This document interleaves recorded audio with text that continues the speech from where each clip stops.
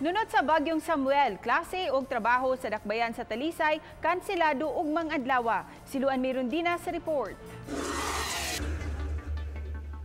Nagtigom kaganihang buntag ang Local Disaster Risk Reduction and Management Council sa dakbayan sa Talisay aron tukion ang himuong pagpangandam alang sa bagyong Samuel.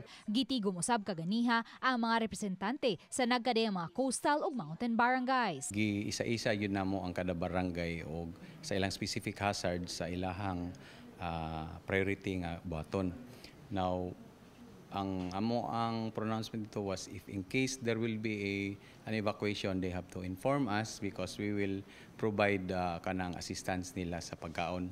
Matod ni Alvin Santillana, pangu sa Local Disaster Risk Reduction and Management Office, nga tungod sa daghang uwan nga dala sa bagyong Samuel, lakip sa ilang pangandaman ang posibleng pag-awas unya sa dagkong mga sapa. Even if kanang wala siya dagko nga storm surge, maura gyapon amo ang gihatag nila nga instruction in terms of their readiness and ilang preparedness. Samtang mipagawa si Talisay City Mayor Eduardo Gullias og memorandum nga magkanselar sa klase sa tanang mga ang-ang sa pampublikong tunghaan ug mga adlaw.